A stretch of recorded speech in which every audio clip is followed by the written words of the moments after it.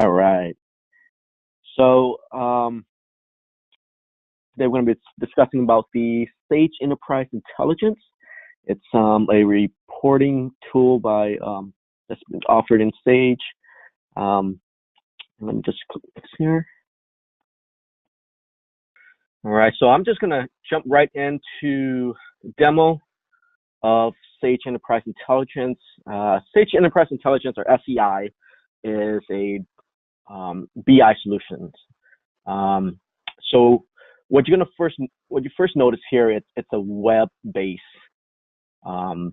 reporting tool, and you can use this through any browser because it is created via HTML5, and you can use it on a mobile app. You could use it on Firefox, IE, and you can access it outside of your network. You just have to have the correct setup for the security. So when you first log into SEI, it's going to show you the command center. Now, all that you're going to see here, it's predefined. It's already built in. So once it's installed, all this is ready to go. And you can see there's accounts payable, account receivables, finance. And as you drill down into each of these folders, so let's say accounts payable, there's what's called a process. And the way I think of processes, if you can imagine an Excel file with all the column headings that has all the data, all the column headings that you need to create your report. And in each of these processes, you can pick and choose which columns you want to create your reports, views, graphs, and so it's based off of the processes like AP vendor statistics or AP invoice batch details that you want to create your reports from. So, and if I drill down a little bit further, these are views or reports and graphs that's been predefined and created.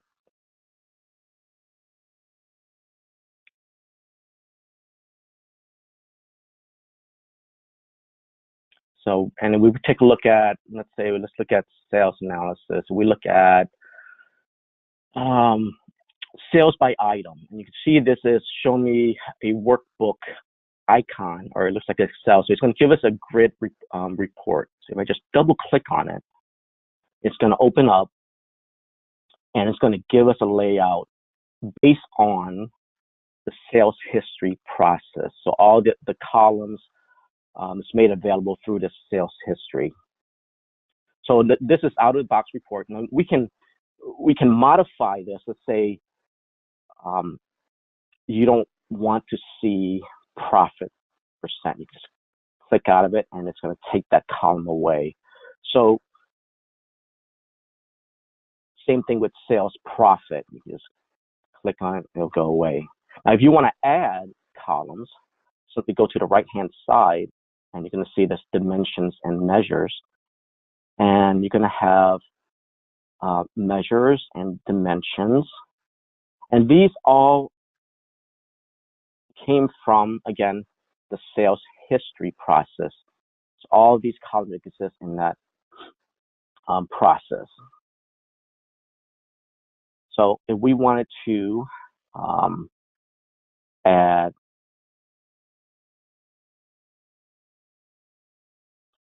fiscal period, we just highlight it, drag it, and drop it in. So now I'm grouping by item number, fiscal year, fiscal period. And if I drill down into each of the levels, you can see the first level here, it's respected to the group. So you can see this is item number. The next one is fiscal year. And if I drill down further, it's fiscal period. If I wanted to change the groups, or I wanted to order the group, I could do that as well. I just drag and drop the fiscal year in front, and maybe do the same thing with period. That's going to update my report.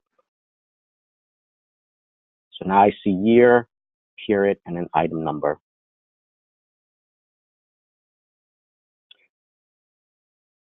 There's also a nice feature that I think SEI added, and it seems like this is for end users. This is great for end users to create their own reports on the fly without having to go to IT and saying, hey, I need a column added or I need a calculation added on a report. This gives the user the ability to just build the reports on their own. So let's say we want to add a calculation in here.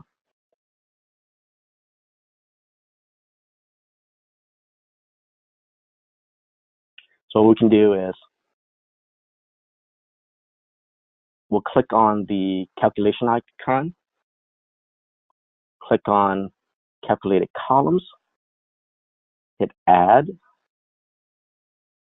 and then it's going to walk you through each of the steps. So the details is just going to ask you what's the column heading you want to give it, and I'm just going to say demo sales profit. I'll collapse that. Go to the next format. What data type do you want to show it? I'm going to say it's numeric and just say numbers, and I want 2 decimal places, and I'll collapse that. I'll go to the next one, which is where we select our fields. So you just select the fields that you want, and in the search you could type in the words, and it will automatically display the match. So if I know that it's going to be T sales, I'll just double click and I'll say subtract, and then I want the sales cost, double click, and then always end it semicolon, and I'll just validate that, and I'll hit save. And now this calculated column is available for me to add into my report. I just simply click on it and hit add to view. So if we close this flyout navigation, you can see the demo sale field is added here. So without having to go to IT or and having creating a separate column for it, you can do your own calculations here, and then you can save the report. So that's if you wanted to modify reports that currently exist. You can simply just drag and drop, create your calculated columns. But let's say you wanted to create a brand new report. And let's take a look at, I'm going to use this vendor statistics. You're just going to right click on the process. You're going to hit new view. And then it's going to give you an option. Well, what type of report do you want to create? Bar, pie, workbook, or worksheet. So I'm just going to select the grid view for now. It says we'll give it a name. And then it's going to say, well, what columns do you want to add? And this again comes from your process. So this comes from the AP vendor statistics process, and it's making available all these columns to you. So I want for the column, I want total invoices. So I'm going to create a report that's going to show us the top 10 AP vendors. So I'm going to select total invoices. I'm going to click OK. And then the rows I'm going to group by vendor number. I'll select that and I'll hit OK. Now I just hit confirm. So as of right now, it's giving us all the vendors and the total invoices. And as right now, there isn't any filters, but I want the top 10. So what I can do is I can click on the groups and just right click. I'll go to advanced options. And then I'm going to check with the show first, and then say show first 10. And I'm just going to drag over total invoices. and I want it to descend. And I'll say okay. So now I have my total, my top 10 vendors based on the total invoice. And let's say I don't like the total to be up here. I want it to show in the bottom. I can do that very easily. I expand this out, click on the worksheet properties, and then we have this worksheet properties, and I just click on total rows, and I'm just gonna disable the top and have it go down to the bottom. So within under a minute, we just created a top 10 vendor report. So all I have to do is I want to save changes. Let's save that. I want to publish it for everyone. I'll save.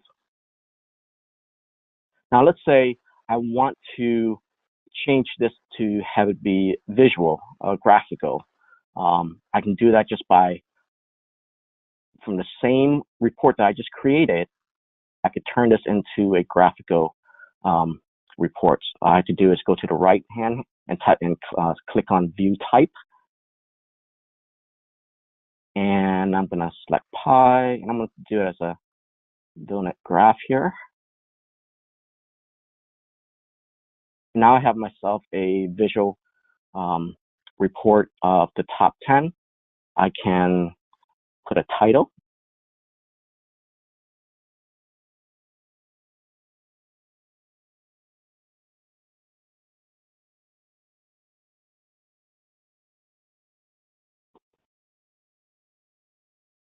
Top 10 vendors. So now I have this top 10 vendors, and I can save this. I'll save it as.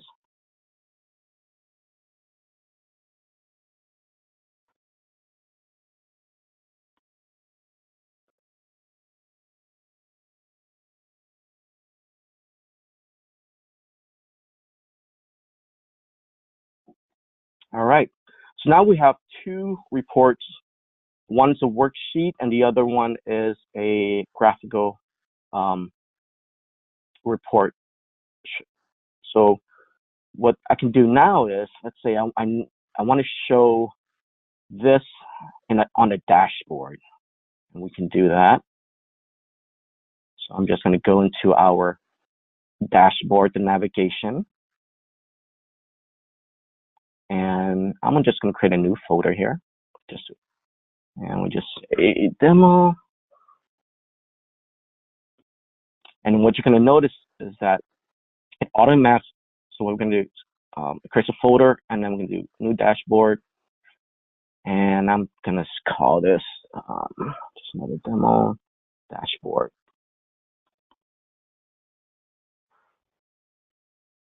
And I want to publish for everyone.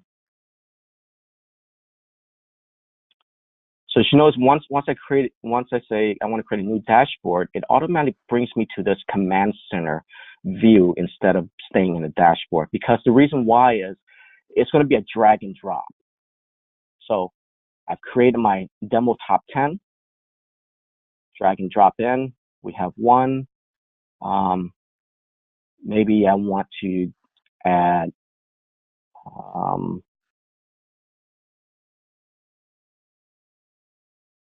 repeat batch, and I can adjust this.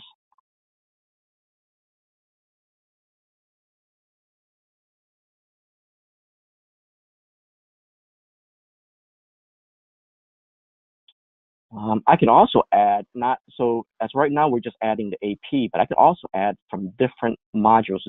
So let's say from sales.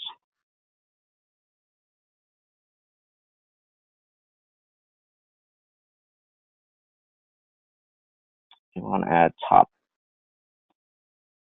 5 person.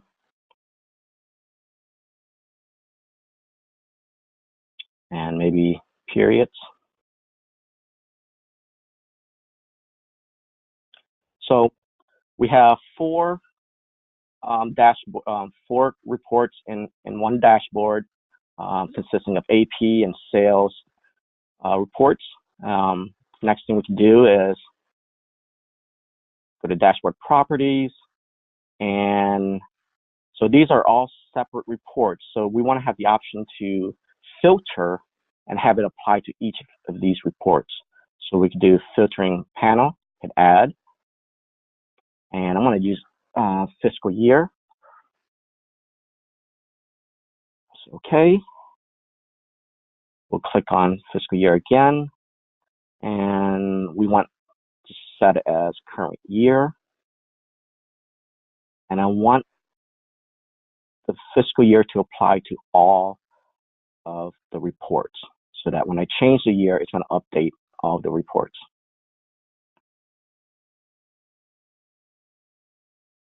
Close out, and I'll exit the edit mode. And now we can go to the drop down, and I'll select 2019. You can see it's recalculating for all the reports. And then you can also change the layout.